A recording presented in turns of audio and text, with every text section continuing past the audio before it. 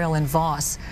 Driver on Voss right now, but getting close to the intersection at Memorial, so a lot of trees there. As we just saw, police tried to get this driver to stop, but with no luck. Ramming the back of the car frequently results in the car being chased, spinning, and then they've got him. But it didn't work this time because of the speed at which the officer hit the SUV. It just continued to go. It didn't spin. It went straight. Looks like he tried to go on the sidewalk there. We're going to find out what street this is. It might be Memorial at this point. Looks like he's going up east on Memorial. Yeah. Okay. Again, so now we've got the driver heading east on Memorial, just hit there from Voss. We'll be getting closer to Chimney Rock if he keeps going this way. I say he, it could not be, but 9 out of 10 times it is. Duchesne Academy will be on the left-hand side there. We'll see what direction this person chooses. Also getting a little bit closer to I-10, and this person might be aware of that, maybe trying to get closer to a freeway and out of some of these smaller streets. He's also driving into a new jurisdiction here. He's driving into the villages, and if the village police officers who are no doubt monitoring this get involved, it could be a whole different situation. Again, watching a high-speed pursuit that's been going on for about 25 minutes now, starting in Brazoria County. We've got a driver in the heart of Houston right now, in the heart of a residential district at 6:07 in the evening. There are a lot of kids that are out of school. This is an area where kids are outside. They like to play. They like to ride their bikes. It gets a little bit dicey here. Just making a area here in the lots of homes here. Hopefully no children are outside on the roads in this residential area because this person has been driving extremely fast. The car has been bumped a couple of times by law enforcement, but the driver just keeps on going. The back of the car sort of fishtailed a little bit when he was bumped by the law enforcement officer, but the driver just kept on going, and he's been getting up to some pretty fast speeds through that residential area. We heard last, and we're getting some directions from people who are listening to the traffic here, that turned off of Memorial into this residential area. So now we're in the residential area in the Memorial neighborhood, going up and down, and that certainly explains all the wooded area there. But you have people coming home from work right now. You've got kids playing out in the streets. That's right. There kids is are so home much from danger school. here. That's right. That's right. Kids are home from school, and the weather has been absolutely fantastic for the kiddos to play outside. So fortunately, we haven't seen any children out on the roads, and this guy even drove up on the sidewalk. And we're watching this police chase now in the height of rush hour, again on Memorial Drive. A lot of people who try to stay off of the freeways will sometimes take Memorial and some of these thoroughfares to get from points east to west. So But now west, I'm told, on Memorial, as we have a little picture freeze from Skyfox, we're also told that HPD has a helicopter up here. So this guy is not going to get anywhere. I'm presuming it's a guy. Right, he certainly isn't. He or she will not get anywhere. The Houston police officers have a chopper in the air. We have our chopper in the air right there, following this guy with the cameras on him. And these chases never end well. Hopefully it will end soon with the person just pulling over and sort of giving up. Hopefully we won't have any bad crashes or anything like that. But this person has been. As you can see, a 2-lane road, 1 lane heading west, 1 lane heading east. Sometimes a sidewalk and sometimes not. So depending on what the traffic's doing, it's going to dictate how this driver is going to be able to navigate through the area. He's in an area known as the Memorial Villages, and driving mostly through Hunters Creek Village in the last few minutes. I'm kind of surprised in the way that the village police officers haven't gotten involved in this. They have a different chase policy than the city, and the city may have waved them off because they're conducting this chase. He has his lights flashing for some reason. I don't know, that just struck me as unusual. But again, a driver heading westbound on Memorial, getting very close to Voss. It's going to be just past Voss, still heading westbound on Memorial. Still heading westbound. So the next major intersection is going to be where Memorial and San Felipe merge. This is a road that weaves a lot. You've got a very high-end residential area through here. Kids out of school right now. Essentially been moving in a circle here. You get the sense the driver really doesn't know where they're going. No, and for someone who doesn't know, this area, he's been incredibly lucky that he didn't wind up in dead-end cul-de-sacs and he may know that he has just circumnavigated the entire Hunters Creek Village neighborhood there. Right. Just made a big circle there. Piney Point Village, I think, is next if he keeps heading westbound. We're learning also this started as a traffic stop in Brazoria County. What this driver... Why this person ran in the first place. A lot of trees, can't really see where the driver is right now. We've passed Voss on West Memorial. We've passed... Also an opportunity to split off and go on San Felipe and continue westbound, which the driver might take because there are more lanes and it's a straight thoroughfare. It doesn't weave like Memorial Drive does. Making a left. Again, this looks like a left into a residential area again. He may have undone himself here. Yeah. He's on a cul-de-sac. Yep. Yep. They got him. He's being stopped. He's bracketed in this cul-de-sac street. He does not appear to have gotten out of his car yet. Let's hope we get our signal back. Trying to get our signal. Okay. There we go. This is Piney Point Village, right around Memorial and San Felipe. Officers have their guns drawn. They're trying to get the person out of the vehicle. I see a hand. He's being waved out by one of the officers. He's coming out of his car. They're going to tell him to get on the street, right. Which would be smart. He'll do right there. Yep, right there. Both hands up and behind his head. Now let's see what happens next, because usually what we see at this point is exactly what you're seeing, a foot on the back, bring their arms back around and cuff him. They're checking to see if somebody else is in the vehicle. So far we haven't heard of that. It looks like just a driver. But police have their man in Piney Point Village on Memorial Drive near Fondren.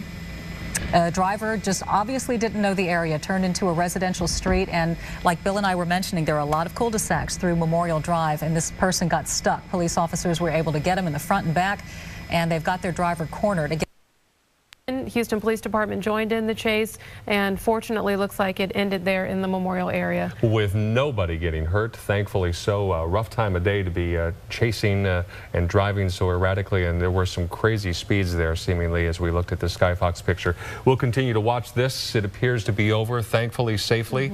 One more chase in the big city, done. Thanks for joining us. We'll send you back to regular programming.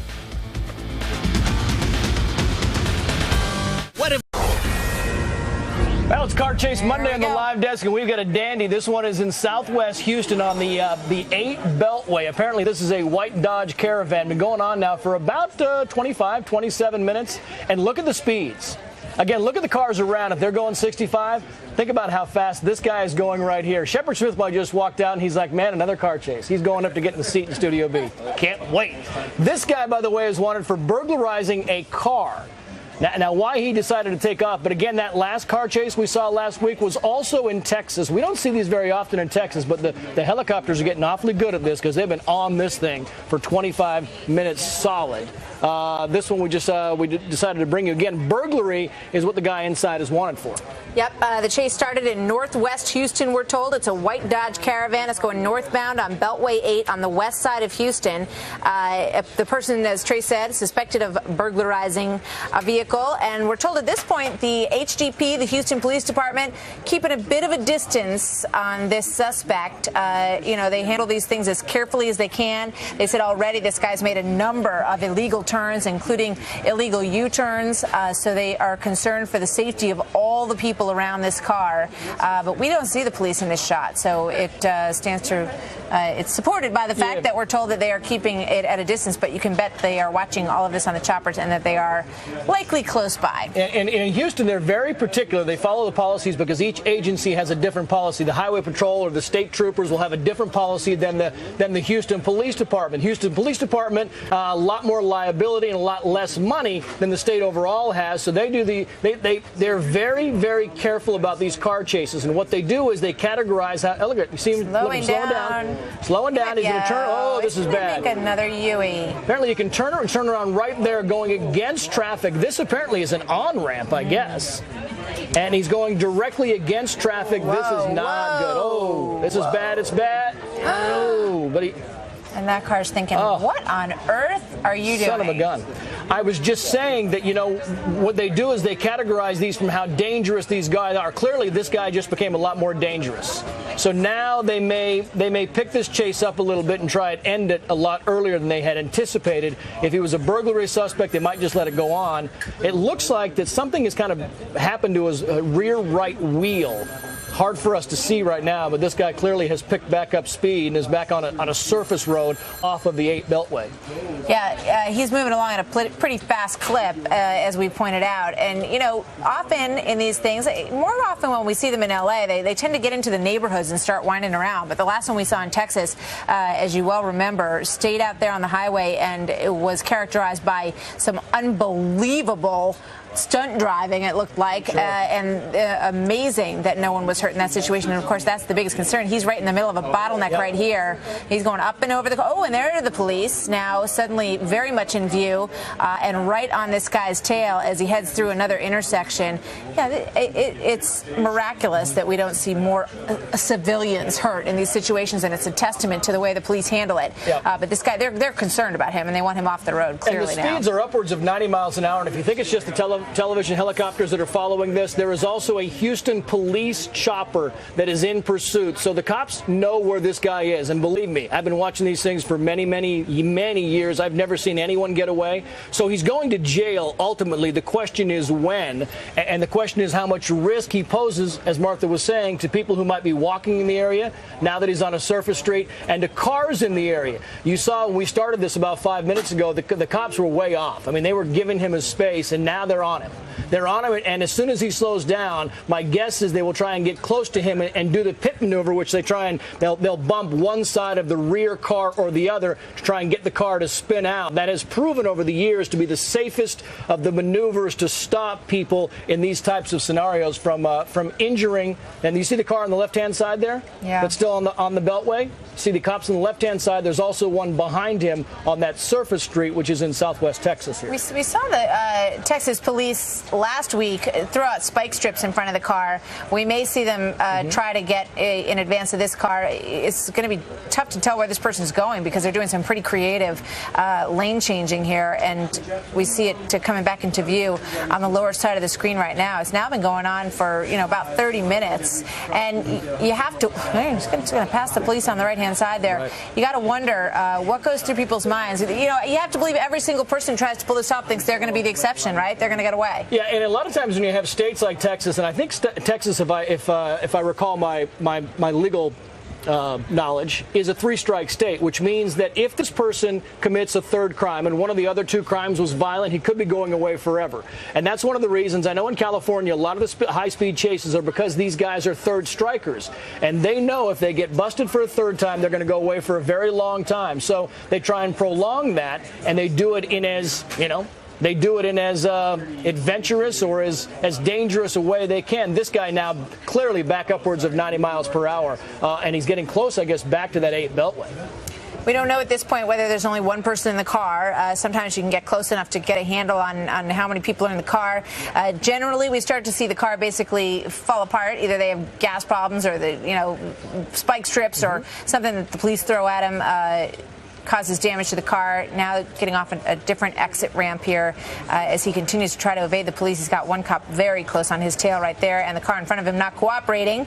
So this may give the police a chance to get close to him or her.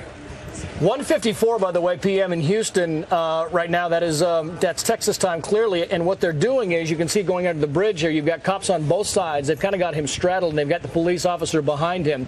Harris Faulkner is actually monitoring some scanner traffic. Harris, what do you know? I am actually online. You can listen to the police scanners. And what they're saying is that HPD, Houston Police Department, not wanting to get out in front of this guy because he's proven to be so erratic by making U-turns, so on and so forth. So what they don't want to have happen is they get out in front of him and then he tries to ram them or something. They don't want to cause an accident. So that's part of the reason why they haven't tried to do that. He's so far not caused any collisions, although he's scraped a few cars. He has gone on and off Beltway 8. They seem to think this car had a plan. I don't know why they think this, because they haven't said that over the scanner, but they seem to think that he or she driving had a plan, knew where he or she was going, and then got off at that one point where we saw him get off on that feeder road. That feeder road turned him around, and now he's on the north side of Houston, just cooking along. And again, they're not going to try to get out in front. They're going to wait for him or her in this instance. I haven't been led to believe it's necessarily a him or her to do something next, but they know how erratic this driver has been. And there he goes underneath that bridge, Harris. I'm not sure if you saw that, but under the bridge. Yeah, I'm watching. We have done these things so many times. We know that these guys in this car pursuits, and now he's kind of in a park there. He's got in a bind. They got him. I think. He's in it, and what happens is they always try and go back to areas that are very familiar. So now he's going through residential streets, and this becomes highly dangerous because you're not sure where he's going, and you're not sure who's on the street. Yeah, you're going the wrong way, and you see on the right-hand side, the cops are going to try and get in front of him as well because he's going down a one-way. Now he pulls off into the parking lot. This could be where it ends. The helicopter's going to have to pull around the backside. It looks like some kind of a medical office building there. And Trace, this is definitely the case of what we said with the chases last week in Dallas, that you've got air support telling the ground what to do. Right. And in these residential areas, that's so garage, important. It looks like. Because there's so many nooks and crannies for them to turn into. But this guy looks like he's going into a parking garage. Sure. Yeah. That's going to make it a little tricky for us to see what's going on in there. One time we saw this, and what happened is one of these guys went into the Beverly Hills Mall. He went to the parking garage, and cops were a little bit of ways behind him. What he did is he went inside the parking garage, he parked his car, and he ran inside the mall. And police finally tracked him down, but you can imagine running into a crush of people inside the mall. It's kind of hard to figure out who's what. They knew who he was by that point in time. Wait, is he back out? Oh, there he is. He's back out. So he's back out of the parking garage, back on the streets. This may be what I've been hearing on the scanner. No, that's not him. That's a different car. Okay. It's an area that he or she is very familiar with. That may be why we see this person in and out. The cops are chasing somebody. They're chasing that car, but that car looked different to me. Let's see. What? What are we hearing from the scanner traffic? Is that the car they're chasing still, Harris, or is the guy still in the parking garage? They're on the right guy. Okay, they're on the right guy, you said. Well, there's two. No, there's the van. That's him. Yeah, that's the van. Yeah, I don't have any indication to think that they're not chasing the right dude. So maybe he didn't go in the parking garage. He just kind of skirted the outskirts of the building, and now he's back on the streets. This guy's dangerous. Yeah. Unpredictable, but clearly, as they were saying on the scanners, knows this area pretty well. He's up on the sidewalk. Here he goes, coming around the bend there. Oh, my God. Look at this. Oh, man, oh, man. Can you imagine walking along that sidewalk and seeing this car come? Thank God nobody was. My goodness. That's the whole thing. That's why I don't want to stop this guy. He's in a neighborhood now, and we often talk about these guys going back to where they know what they're familiar with because they know the streets and they can kind of circumnavigate around, and they think that'll get them away. They never do, but it becomes dangerous because in these residential areas, you've got kids, it's summer. You've got kids walking around. You've got all kinds of people on the streets. So these things become much more dangerous as they get into these residential areas.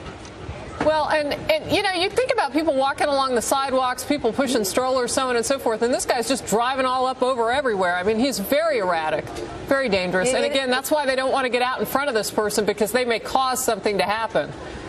It's amazing what some guts will do for somebody's driving ability. I mean, these guys manage to weave their way in and out of situations that most people would never attempt on the road. And now they're behind these buildings that we see. But several times here, it's looked like he was pulling himself into a situation he couldn't get out of, and yet he did.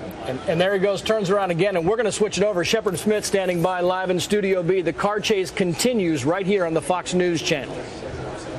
And Trace, we're continuing to watch this along with all of you on the live desk team. Man, this guy has managed to get away from the news helicopter, but he is right down there, and we'll zoom into it in just a second. He's on surface streets now in southeast Texas, Houston area. This was in Sugar Land at one point, and if there has ever been a dangerous car chase instigator, it is this person. On surface streets in the afternoon on very crowded streets, making a U-turn. Oh my goodness. When our chopper pilot finds it, we'll zoom right back down in on it. But trust me when I tell you, this car chase is still going and going strong. It is impossible to imagine that dude or parking garage had managed to get out of the parking garage somehow, since he or she has flipped not one but two U-turns, the most recent in just the last few seconds, and is now on a divided highway but not limited access on the streets of Houston, and Houston's finest are chasing him right now. A little background on what we've seen thus far, and there it is, as I said, on surface streets, and you wonder, The police have their rules, and they have to follow them, and they will operate as instructed by their superiors, and that's it. But you wonder along the way, if you're not one of those cops, if you don't want to just shoot his tire out or something, because you see how dangerous, see the pedestrians there? Every time you pass by a pedestrian who might not have seen it. And now we're up in a median again. Okay, what are we going to do with him now? Is he going to get away again, or is that cop going to get in front of him? No, and away he goes. This is Studio B, Car Chase TV on Fox News Channel. I'm Shepard Smith in New York, and you're looking live in Houston through the facilities of KRIV, the Fox station there. I'll give you some background on how this crazy thing began. The date line is Houston. Oh, it's time for a U-turn, don't you think? Sure, it's been almost a minute. Around he goes again. I want to say 5. If I'm in that maroon truck, I know you're not supposed to get in the way of the police officers, but I might just have to put my truck in the road and bring this thing to an end. Of course, what you don't know is this guy armed? Has he committed serious felonies in the past? All right, here's, oh, look at this. Spike strip appears to have been unsuccessful. Just as our friends in Dallas were having trouble with the car chase on this same bat channel last week, when they tried to put the car strips in front of a guy, but he was going close to 100 miles an hour at some points. They tried to get the car strips, break the strips in front of this, and they could not. So now it's time for another U-turn, and I'm beginning to see a pattern on these U-turns. So maybe the police officers will sense a pattern, and I guess, you know, they'll operate as they're instructed to do. First responders doing their dead level best. Oh, look at that. Now car chase guy is in front of and behind. Look, he's in trouble now. I mean, are you kidding me? There's a cop in front of him and a cop behind him, and lo and behold, time for a left-hand turn. And away he goes. You know, we're watching this with some folks in Houston who are working radio. I know I'm not going to go to it right now because I feel like this thing is almost going to wrap itself up. I want to give you the backstory, if you'll just give me a minute to tell you it. Houston police gave chase to a suspect in this white sport utility vehicle. The driver led them through Sugar Land on Highway 59. This was in the early going, before turning around and heading back toward Houston. And since he's been an around turner over and over again. And here we come up to a traffic signal where clearly he had a red light. Well, it looks like he had a red light. It looks like police were in that lane there, so I don't really know. But they had all traffic stopped for a speed chase racer here. Views from the Houston TransStar show that the suspect is moving at speeds in excess at times. Oh, more spike strips. Did that do the trick? Did not do the trick as far as I can tell. Does he still have tires? Well, I'm not entirely sure. You can imagine how hard it is to run one of these chopper cameras, and our good friends at KRIV in Houston are giving us the best look that they can. That appears to me that's Spike Strips 2. No, Spike Strip 0, Car Chase Guy 2. So it's 2-0 in favor of the car chase guy at the moment. But, you know, he keeps coming up to this intersection, and you wonder, are they going to figure out a way to stop him in said intersection? There's a person on walk. Oh, there he goes. Here comes Speedy. Some more of the background. Views from the Houston. He was moving about 80 miles an hour, went up on the elevated freeway on the limited access. Police followed at a distance for a long time there. Now he has gotten very fast indeed again, and this guy or woman is extremely dangerous. This started just after 1 o'clock Central Daylight Time, so a little more than an hour ago, in southwest Houston, and the driver got on the southwest freeway at Willcrest. This is just some background for you, for people who might know. When he reached Grand Parkway near Rosenberg, not Kim, made a U-turn and headed back inbound. He later jumped into the Beltway 8, the Beltway 8 West headed north. Houston Police Department in pursuit right now of this white Dodge Caravan, which was on the Beltway 8 on the west side of Houston. Now, wonder what he has done to where he or she thinks that it's necessary to continue to run at this pace and risk life and limb in the middle of intersections where you're supposed to have a red light. Did he not see what happened in Dallas just days ago? He should have been watching, and here we go. Now he's been hit by one police car. Will another step up and do the trick?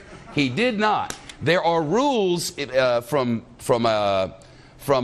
jurisdiction to jurisdiction about what you can do with your vehicle. In some areas, the police allow them to do the pit maneuver that you just saw to try to push a car away. In some, they don't. Some, they allow spike strips, as you can see they did here. But they don't allow a physical confrontation, vehicle to vehicle, in a lot of different jurisdictions without permission from the air. So I haven't been told this directly, but here's what history tells me is going on. There's a police chopper in the air watching this thing, and it's directing all of this ground traffic. The chopper has a camera on this, just like we have a camera on it. Somewhere back at the station house there in Houston, the people in charge are working to decide what the people on the ground are going to do next. Now, you saw there another attempt at spike strip. Jessica, that one didn't work either, did it? I don't know. It looks like the front tire might be low. Okay. It might have got him.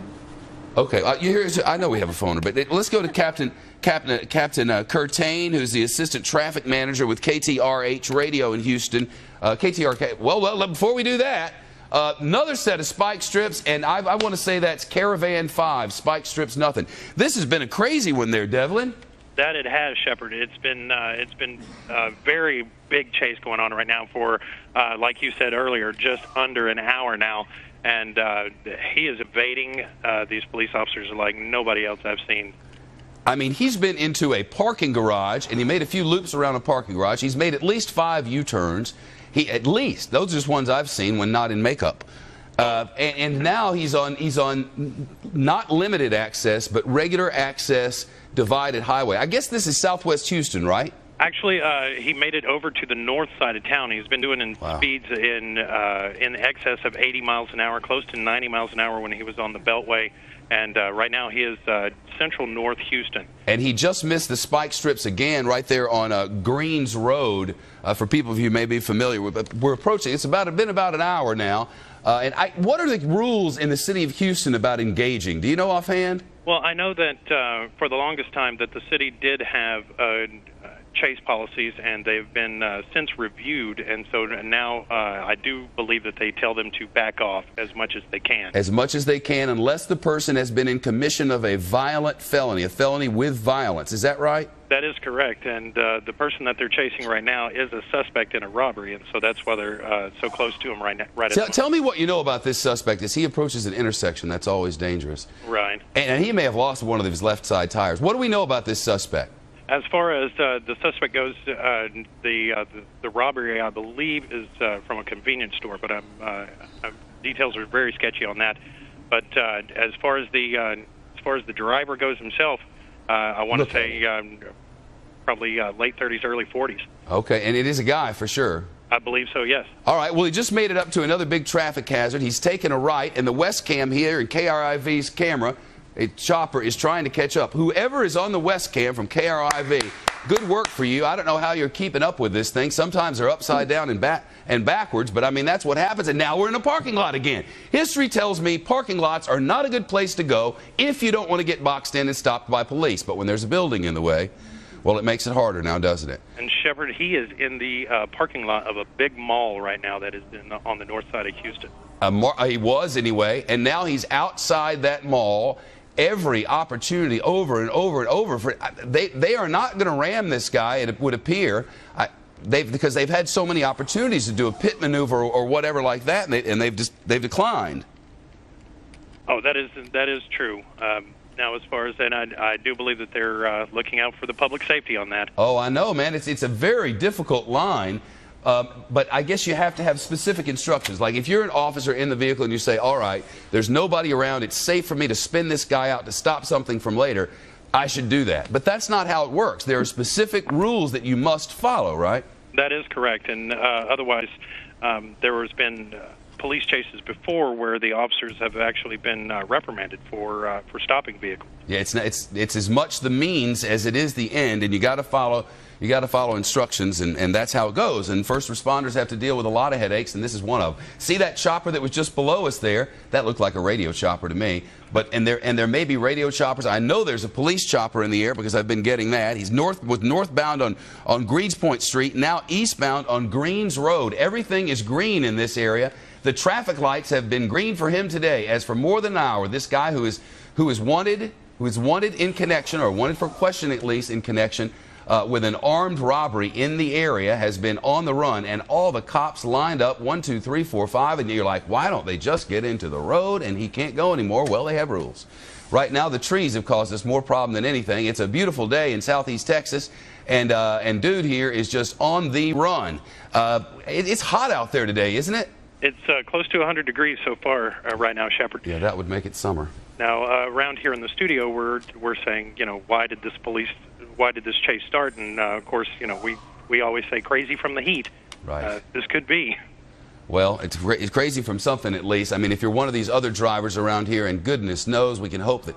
Oh, and here we go into a parking lot again. Is this the mall? What is this? Can you see the... Let me see. I do believe it's a... no, that would be for one of the high-rises, a parking garage for one of the high-rises. Well, now, if he gets out of this, I'm going to give him a job as the new Houdini, because he was southbound on North Chase. Perfect place for a police chase to be taking. Well, here we go. Inside the parking garage, and you wonder, how does he do it this time? How does he get out of there in the way that he did at the Greenspoint Mall?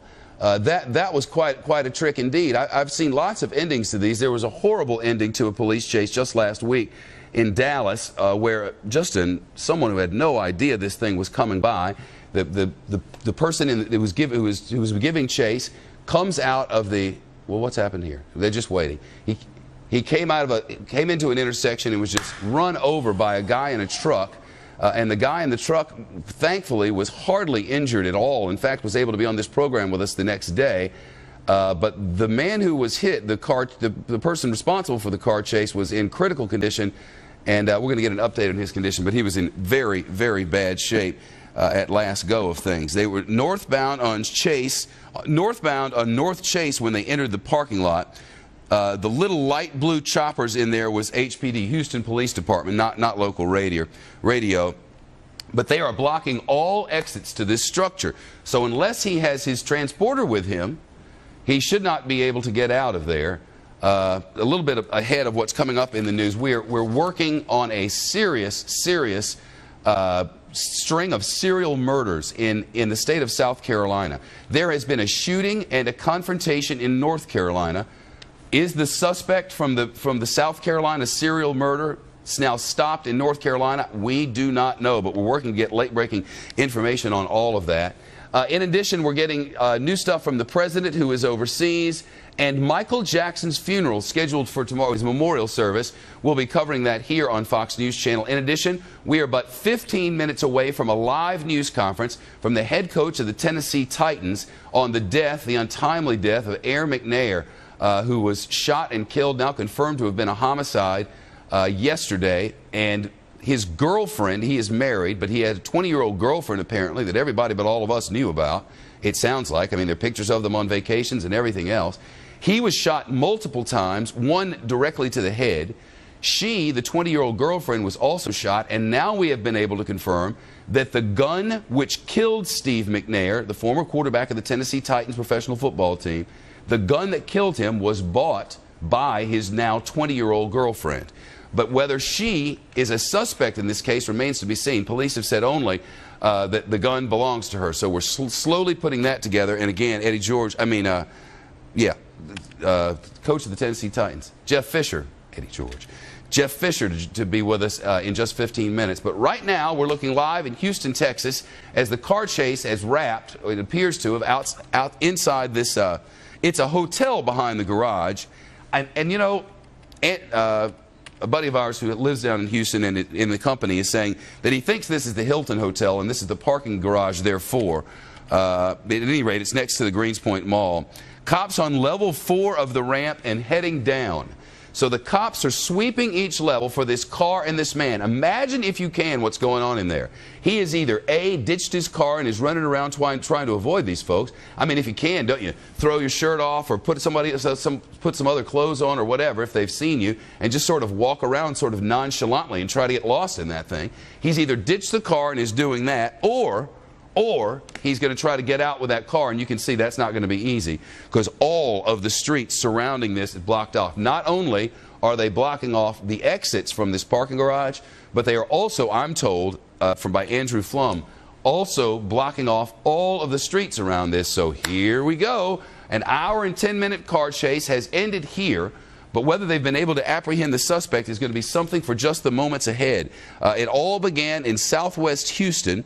Person was suspected of burglarizing a vehicle at approximately, well, it's been going on now for a little over an hour. Houston police had been keeping their distance for a long time when they were up on elevated and limited access roads, freeways and the like. The driver had made several illegal turns, including U-turns, and I think our U-turn count topped 10 just a few minutes ago, where it was unknown to us in the early going whether this was a male or a female, but I'm now led to believe that this is a male. And look at the choppers searching in the parking garage.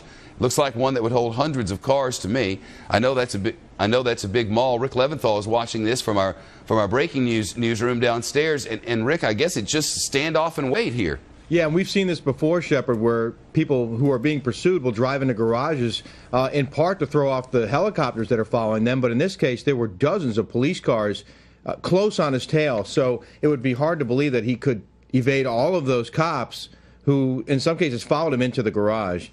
But clearly, and that officer has his weapon drawn. There may be something going on right there around the corner that we can't see. Well, I get the sense that that they were up here on this roof, and we're hoping that maybe now police have this guy surrounded. The thinking was, I mean, what do? You got a couple options. You stay with your car, and they clearly know what your car looks like, or you ditch the car. Or you ditch the car and you take off running, and it appears that this guy ditched the car, took off running, and is now on the ground. Yeah. I can only assume that this is the man, but he's waving to the helicopter for the helicopter to zoom and focus. And the dude is now on the ground and appears to be apprehended, but this officer needs assistance, and here comes assistance, including that of a canine, which is coming up very close to keep man who ran from cops for an hour from doing anything negative to man from whom he was running. And now we're waiting to see what exactly will happen as the chase has wound down, and now they're waiting for some help. I mean, I'm quite confident one officer does not want to try to bring this guy into the waiting patrol car by himself if he doesn't have to. After all, it feels kind of like half of HPD was chasing this thing. So you got to figure they're all rushing up there to help right now. We want to see the end of this at least, them get him and haul him away. As I mentioned, he was wanted for potentially burglarizing a vehicle in the early going here. And he fled on foot. And you see above, see that satellite dish there? See up above? I'm told that he jumped off the roof.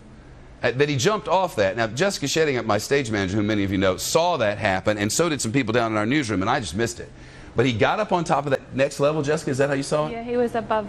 Yeah, he jumped off. And he jumped off. All right. Well, it appears that he's now in custody, and as we watch this thing wrap up, and I do want to watch it until we hit to the commercial break, but as we watch this, I will tell you that we are going to South Carolina for brand new information on a serial killer who has killed 5 people in one community of 12,000 in just recent days, and they are on the hunt from him. There's apparently been a shooting in North Carolina. There may be some involvement. In addition, we're waiting for the head coach of the Tennessee Titans, Jeff Fisher, to come to the microphones and tell us about the now murder of the former Tennessee Titans player, Steve Air McNair. It's breaking news coverage, and it's next on a busy day in Studio B. Live look, and that's in Houston. And remember the guy who was on the ground a minute ago? And I'm like, probably the cops don't want to, take him in by themselves. Well, they sure don't. This guy is hurt. His leg is hurt in some way. We can tell that. We could guess, and would probably be right, that he hurt himself when he jumped off from the I'm not very good with heights up there, but I mean, how much taller is the wall than the door? You see, the door is up to that, not even to that first stripe across the building, so it's at least 3 doors tall, so that's at least, what, 24 feet or so.